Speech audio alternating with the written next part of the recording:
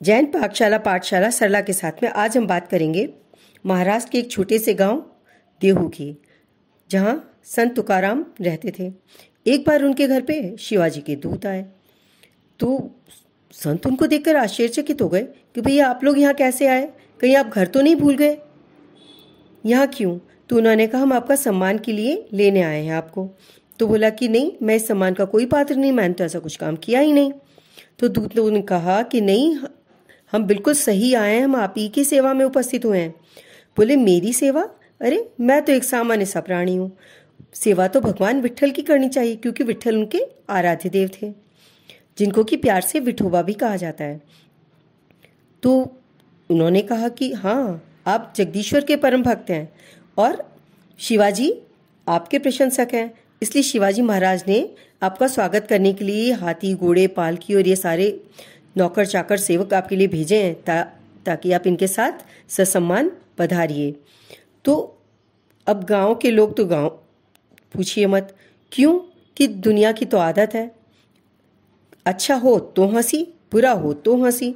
उन्होंने हंसी उड़ाते हुए कहा कि वाह, अब तुका भगत भक्ति छोड़कर राज दरबार में जाएंगे।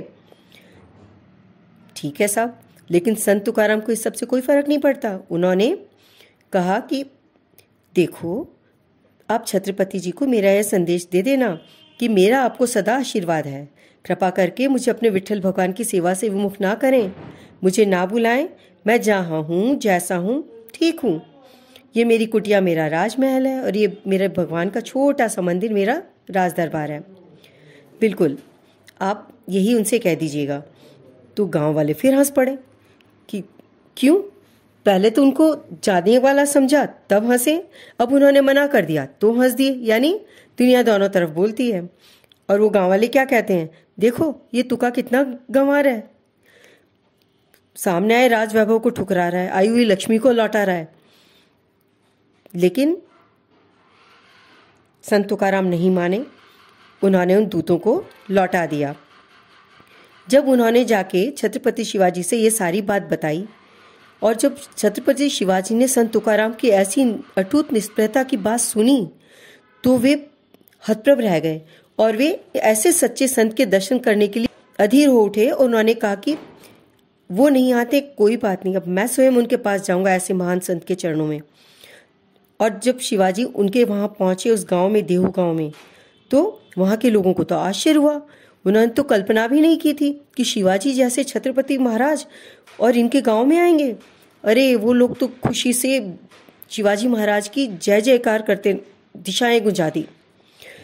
और शिवाजी सीधे पहुंचे संत तुकाराम जी के घर पे और उनकी चरणों की वंदना की, उनके चरणों में नमस्कार किया। तब संत बोले, हे राजन, राजा को तो ईश्वर का रूप माना जाता है, आप पूजनीय हैं, आप मेरे चरणों में गिरते हैं। ऐसा कहते हुए उन्होंने उन्हें गले लगा लिया। तब शिवाजी महाराज ने उनके चरणों, स्वर्ण मुद्राओं से भरी थैली उनके चरणों में अर्पित कर दी। तब संत बोले, महाराज ये क्या है? तो उन्होंने कहा कुछ नहीं, आपकी सेवा में कुछ स्वर्ण मुद्राएं हैं। तो उन्होंने कहा महाराज आप ये क्या कर रहे हैं, आप भक्ति में बाधा डालने वाली ये माया मुझे क्यों फंसा रहे हैं, मुझे धन नहीं चाहिए। तो बोले आपको क्या चाहिए, मैं वो आपको अर्पित कर दूं। तो उन्होंने कहा मुझे कुछ भी नहीं चाहिए, मुझे जो चाहिए होता है वो मेरे विट्ठल प्रभु की कृपा से अनायास मिल जाता है। कैसे? अरे रास्ते में पड़े हुए चीथड़ों से मैं अपने तन ढक लेता हूँ, जहाँ कहीं नींद आए सोकर अपनी नींद पूरी कर लेता हूँ, फिर मुझे किस बात की कमी है, मुझे क्या चाहिए? कुछ भी नहीं, मैं तो अपने विठोबा की सेवा में परम सुख का अनुभव करता हूँ और उनकी भक्ति में लीन रहता हूँ। महाराज आप इस धन को वापस ले जाइए, प्रभु आपका कल्याण करें। शिवाजी उनकी ऐसी निष्प्रहता देखकर चकित हो गए कि चरणों में आई हुई लक्ष्मी जो खुद महाराज उनके अर्पित कर रहे हैं, उन्होंने लौटा दी।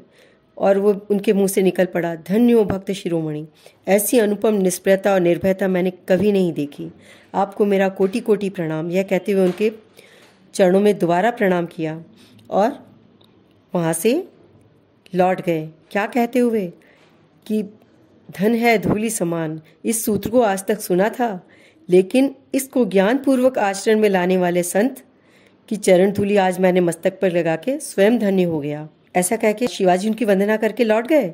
लेकिन इधर भक्त तुकाराम क्या कहते हैं, वो कहते हैं अपने भगवान से, अपने विठोबा से, हे भगवान, ऐसी माया मुझे फिर कभी ना दिखाना।